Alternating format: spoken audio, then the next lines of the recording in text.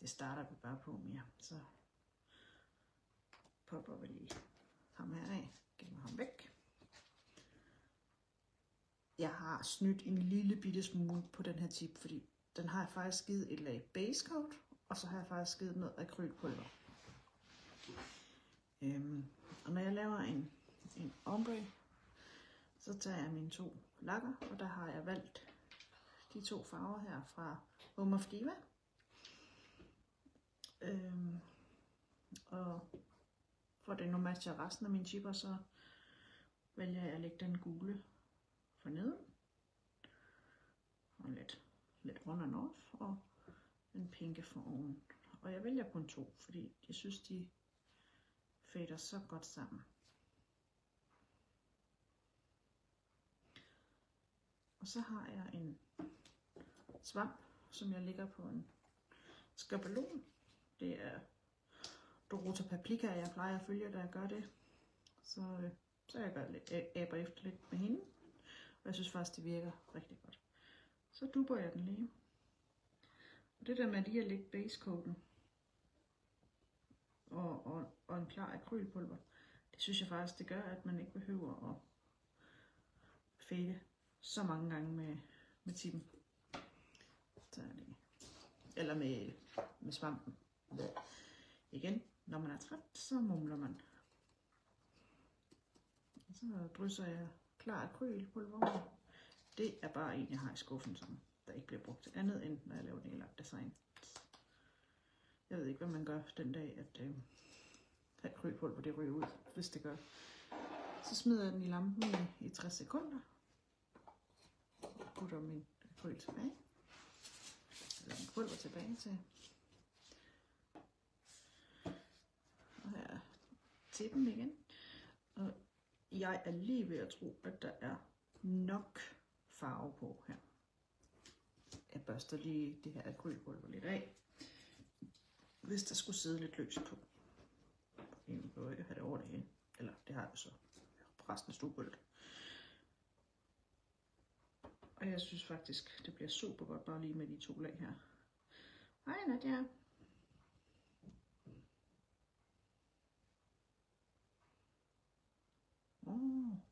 Tak for det, Mia. Det er bare et stykke papir, så det bliver bare smidt ud i skraldespanden bagefter. Så jeg synes, den er flot sådan her. Den smækker jeg i lampen med. Nå, lidt ombre. Den er jeg færdig med den af. Så det fik du ikke lov til at se, hvordan jeg gjorde. så vælger jeg, fordi jeg skal lave one stroke, at jeg putter en matte top coat på. Og det gør jeg med den her. Og den her også fra Home of Diva. Altså jeg er kæmpe fan af Home of Diva. Lige nu. det ændrer sig nogle gange. Men Home of Diva, det er lige pt. Min favorit. Indtil jeg får prøvet noget nyt. Altså, som jeg lige så vendte jeg den lige hurtigt på hovedet. Og nu smider den. Så skal jeg lige have en wipe. Fordi lige den matte topcoat her, den skal wipes. Og så se lige, hvor smuk den er.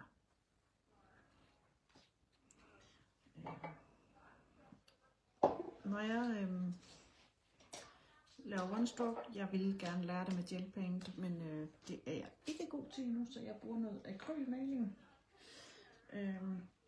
Der har jeg købt den her i en lokal forretning. Jeg mangler den sorte, så den nøjes jeg med den her fra Søstrene Grene. Og det har jeg lige puttet på min palette. Og så har jeg en pensel, en ombre pensel. Og den væder jeg lige lidt i noget vand. Det kan I ikke se, så jeg gør det sådan her. Jeg har lidt vand ved siden af her, og det kan ikke være inde i billedet.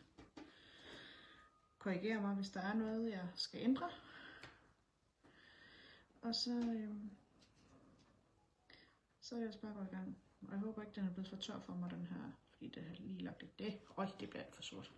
Det laver vi lige om, ikke? Ikke så meget sort. Jeg ved.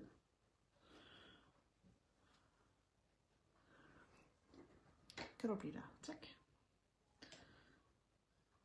Så. Og lidt mere.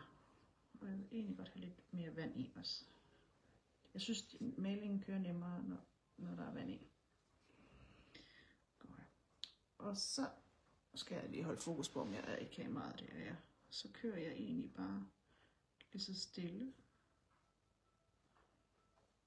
rundt med penslen. Og da det jo er maling, så tørrer det ekstremt hurtigt.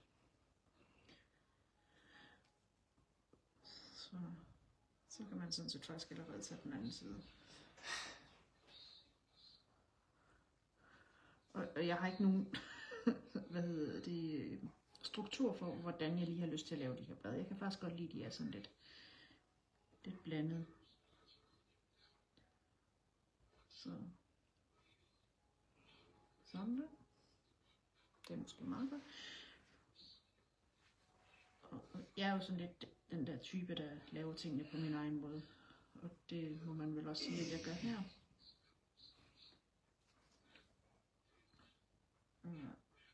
Nu laver vi lige lidt mere hernede. Og nu kan jeg faktisk se, at jeg synes, at den bliver lidt for grå, så jeg renser lige min pensel. Putter lidt nyt vand på. Så er den af igen på min vej. Og så vil jeg gerne have lidt mere hvid i, og ikke så meget sort.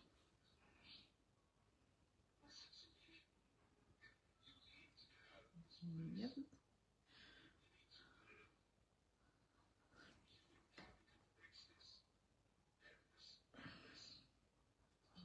Så sidder man bare her, eller helt i staver, fordi jeg glemmer helt at kigge, om der bliver skrevet noget. Det tak, nej skriver det smukt. Så det er jeg glad for, fordi jeg ser mig selv som nybegynder med one-stroke. Jamen, den grå er også fed, Mia. Det synes jeg også. Det var bare ikke lige det, jeg var gået efter, men det er jo altså sådan nogle gange, så vil det ikke, som man vil. Så jeg giver den lige lidt mere hvid ind over her. Nu skal jeg passe på, at jeg ikke ødelægger det i stedet for, fordi nu har jeg jo ikke sikret mig ved at indkapsle den med den topcoat, fordi se, nu gjorde jeg det igen. Nu dyppede jeg den forkert.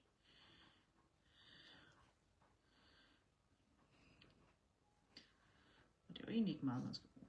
Der er måske meget federe den for. Lad os se, så laver vi bare et andet slags blad her måske.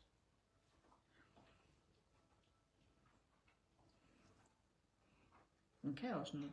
Den bliver lidt mere faded.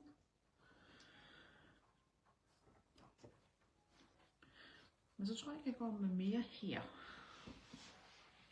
Jeg kan selvfølgelig tage den anden type og lave nogen også, men det ved jeg ikke, om der er stemning for. Det var egentlig mest bare for første gang at prøve, sådan at være på, hvor der er nogen, der faktisk ser med. Det er også lidt sjovt. Når den nu er tør, den får lige et minuts tid mere, så vælger jeg kunne godt gøre det med painten her, altså malingen, men jeg vælger at tage min gel paints, både en hvid og en sort også fra HD. Jeg har ikke så meget plads på mit lille foldbare bord her.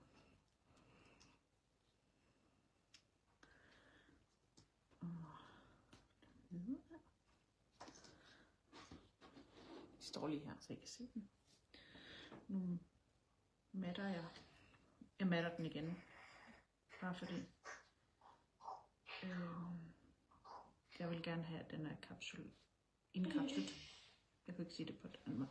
Indkapslet, så hvis jeg laver en fejl, så er det lige at vibe af. 60 var den, der er ready.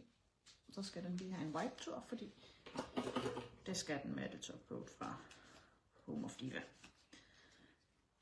Halløj. Så. Den er også bare så flot mat. Så tager jeg min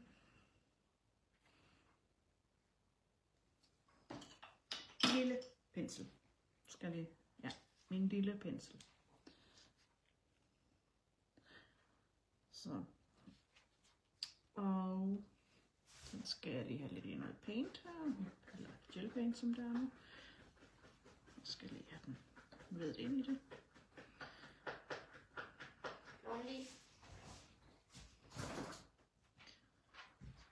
Og jeg har ikke meget på, så laver jeg lige sådan nogle strokes, vil jeg jo kalde det.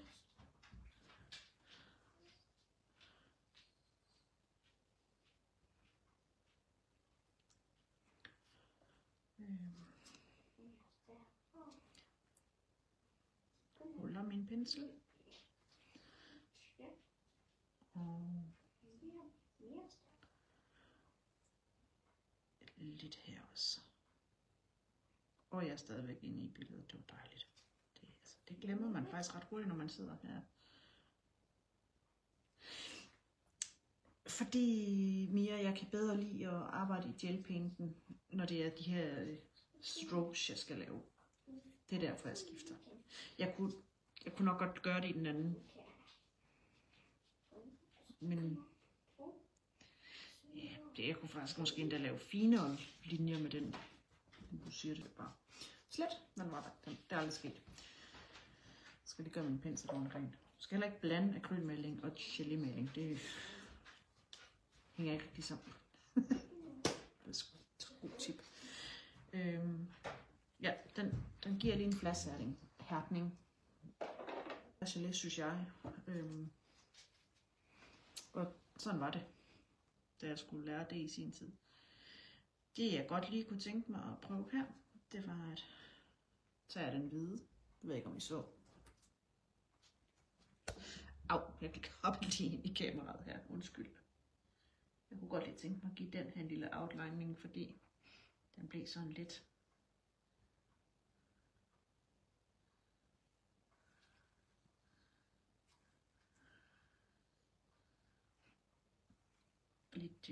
lidt faded.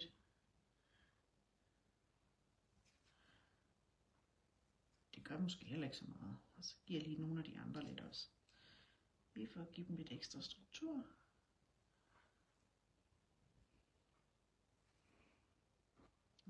Og da det her også er gel paint, apropos det, Mia, når du spurgte, så var det jo faktisk fordi, at der behøver ikke at putte topcoat ovenpå her. Hvis det nu var der akrylmaling, så ville det jo bare ryge af igen. Det var derfor hun gjorde det. Så. Og jeg tager også lige et dotting tool, fordi vi skal jo lige have nogle små prikker på.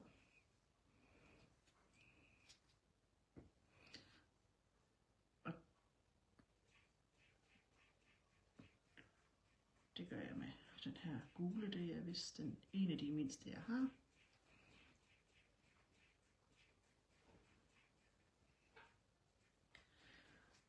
Og jeg gør det ikke med min pensel. Tænk, hvis jeg vil lave min pensel på det.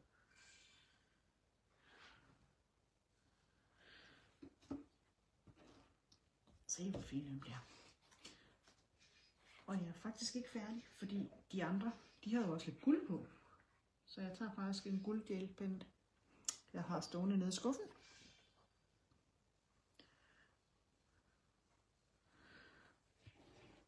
Og den dutter vi lidt med. Dut.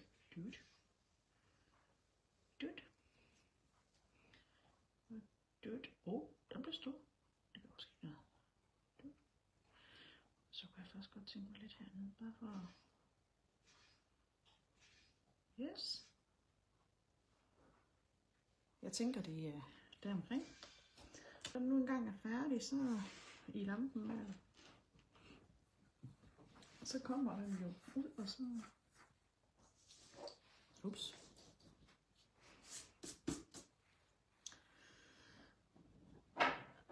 Er den sådan set